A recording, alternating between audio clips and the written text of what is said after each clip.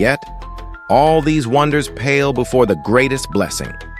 On the day in Jannah that is like our Friday, Allah will welcome everyone into a vast valley of white musk. He will remove the veils, and you will see His noble face. You will fall in prostration, and Allah will speak.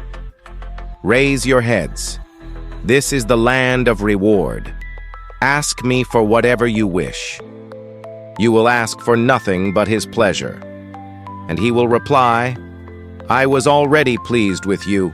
I have forgiven your sins, covered your faults, and drawn you near. This is Jannah, the eternal home your soul has always longed for. It is not an easy reward, but it is promised to those who turn to Allah, avoid the forbidden, and live with faith and good character.